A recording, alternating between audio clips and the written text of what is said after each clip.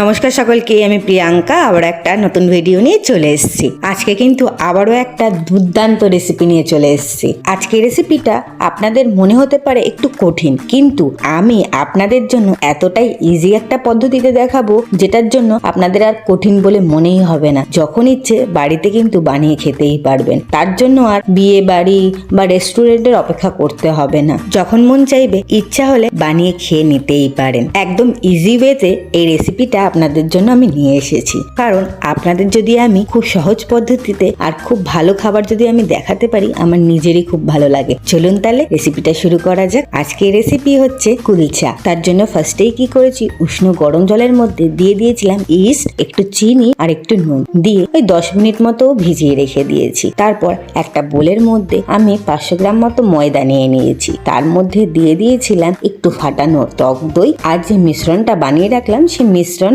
আর একটু নুন দিয়ে এটাকে মেখে একটা ডো বানিয়ে নিতে হবে। এই ডোটা বানানোর জন্য যদি মনে হয় একটু জলের প্রয়োজন, তাহলে কিন্তু অল্প করে একটু জলও দিয়ে নেবে। আমার কিন্তু অল্প করে একটু জলের প্রয়োজন হয়েছিল, আমি কিন্তু এর মধ্যে জল অ্যাড করে একটা ডো বানিয়ে রেখেছি। তারপরে কি করলাম, একটা ফয়েল পেপার দিয়ে পুরো বাটিটাকে মুড়ে আমি এটাকে প্রায় 2 ঘন্টার মতো রেখে দিয়েছিলাম। আর এটা কিন্তু একদম সফট করে মাখতে হবে, যেরকম ঠিক আমি দেখাচ্ছি ঠিক সেরকম। এরকম সফট করে মাখলেই খেতে বেশি ভালো হবে। 2 ঘন্টা পর এটাকে রেস্ট থেকে আমি তুলে নিয়ে এর থেকে লেচি কেটে নিয়ে আমি এটাকে বেলে নিচ্ছি। এটা বেলতে বেলতে আপনাদের সাথে একটা মজার কথা শেয়ার করি। আমার ছোট বোন আমাকে জিজ্ঞেস করছে যে বদ্দি ভাই, এটাকে কুলচা কেন বলে রে? আমি বললাম এটা খেতে এতই টেস্টি হয় যেটার কোনো কুল কিনারা পাওয়া যায় না, তার জন্যই এটাকে কিন্তু কুলচা বলে। তারপর ও বলছে এটা কি সত্যি সত্যি? আমি বললাম হ্যাঁ, একদমই সত্যি সত্যি। চলুন আবার রেসিপিতে ফেরা যাক। আমি কিন্তু লেচিটার ওপর একটু ধনেপাতা কুচি, একটু তিল আর একটু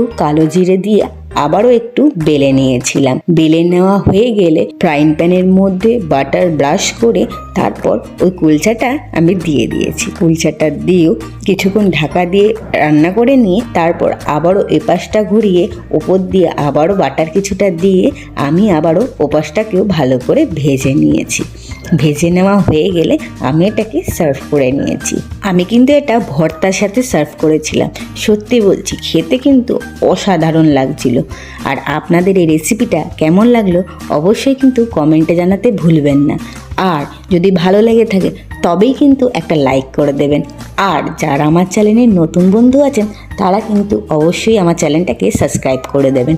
কালকে আসবো আবারও একটা নতুন ভিডিও নিয়ে। আজকের মতো টাটা।